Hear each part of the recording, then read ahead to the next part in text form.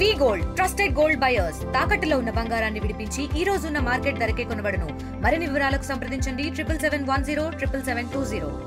అంతర్జాతీయ మాదక ద్రవ్యాల వ్యతిరేక దినోత్సవం సందర్భంగా మొత్తం కూడా నల్గొండ జిల్లా వ్యాప్తంగా కూడా ఎవరైతే డ్రగ్స్ నివారణ అవగాహన ర్యాలీ కూడా నిర్వహిస్తున్న పరిస్థితి ఉంది.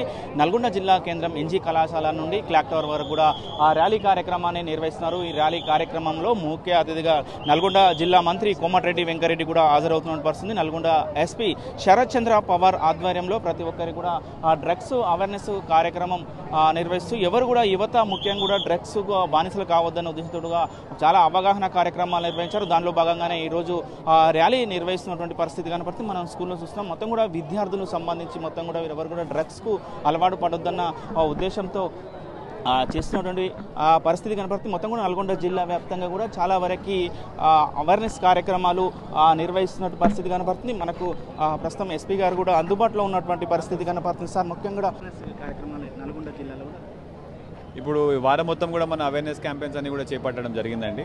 దీంట్లో ఇవాళ యాంటీ డ్రగ్ అవేర్నెస్ డే కాబట్టి స్పెషల్గా మనం ఇవాళ ర్యాలీ తీస్తున్నాం. సుమారు 3000 మందితో మనం ర్యాలీ తీసుకోవడం జరుగుతున్నది. సార్ ముఖ్యంగా పెద్ద ఎత్తున అవగాహన కార్యక్రమాలు క్రీడా కార్యక్రమం కూడా ఏర్పాటు చేస్తున్నారు కదా, ఎట్లాంటి యువతకు ఏం సూచనలు ఇస్తున్నారు సార్? ఎవరు కూడా డ్రగ్స్ వాడొద్దండి, డ్రగ్స్ వాడుతున్నారని ఎవరైనా ఉంటే కూడా మాకు ఇన్ఫర్మేషన్ ఇవ్వండి, మాత్రమే తప్పకుండా చర్యలు. ముఖ్యంగా కూడా చూస్తున్నాం ర్యాలీ ప్రారంభించడానికి మంత్రి కోమటిరెడ్డి వెంకరెడ్డి ఇక్కడికి వచ్చినటువంటి పరిస్థితి కనపడుతుంది. మనం విజువల్లో కూడా చూస్తున్నాం. ఎవరు కూడా మనం విజువల్లో కూడా చూస్తున్న పరిస్థితి మంత్రి కూడా వచ్చినటువంటి పరిస్థితి.